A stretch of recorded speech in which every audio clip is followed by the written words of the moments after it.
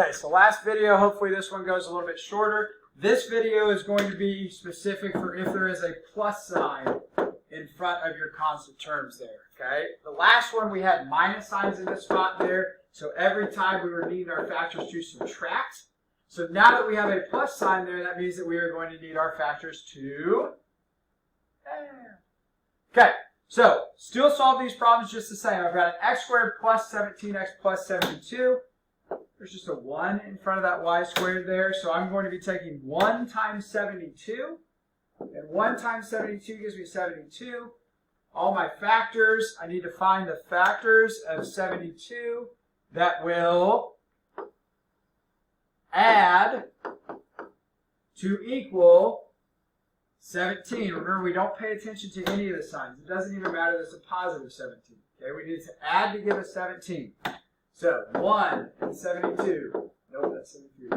2 and 36. Nope. 2 and 36 gives me 38. Not those, not those. 3 and 24. Nope, that's 27. 4.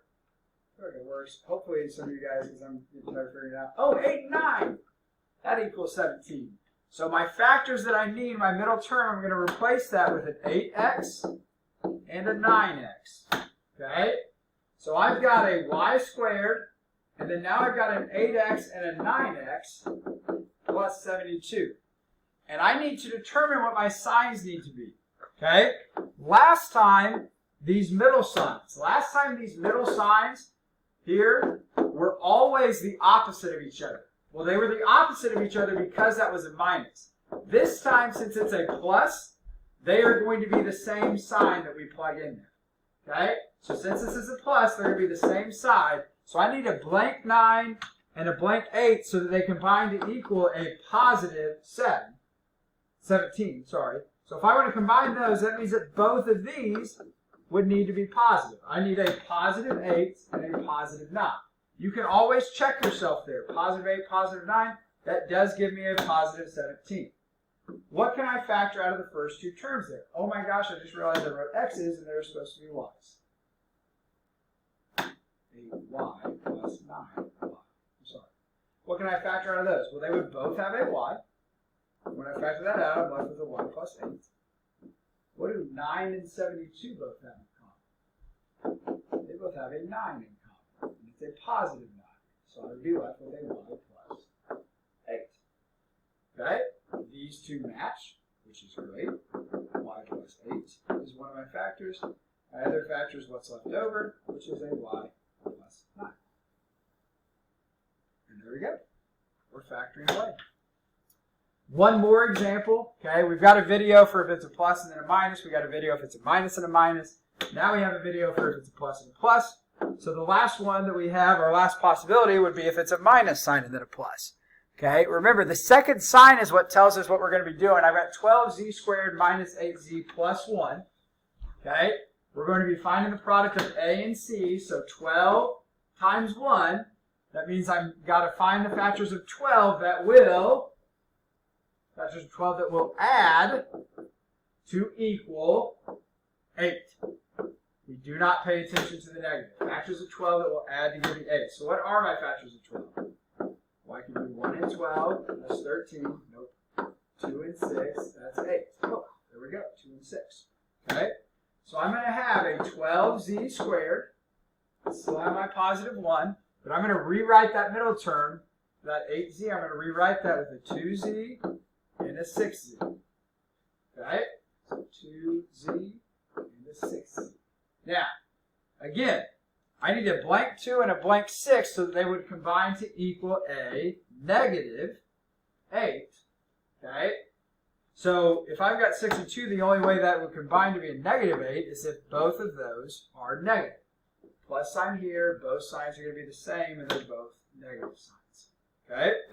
So I need a minus 2z and a minus 6z. 12 and 2, those are both even numbers, so they have a 2 in common, obviously, and they both have a z. So I can pull out a 2z, which leaves me with a 6z, minus, and then I pulled a 2z out of 2z, so the only thing that's left would just be a 1. Okay? Remember, if this is negative, you have to pull out a negative. Okay, if you've got a 6z and a 1, is there anything you can pull out?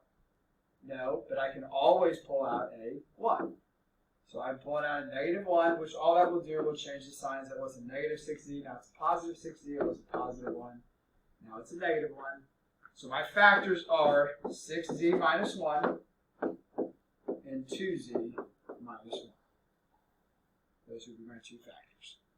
Okay? One example here, I want you guys to try this one example on your own. There's a plus sign at the end of it, so you can refer back to these two previous problems. I got a 2x squared minus 5x plus 3. Pause it, give it a shot. Okay, we're going to start out with a times c. So 2 times 3 gives me 6. Okay, I've got my factors of 6. Now this one is a tricky one.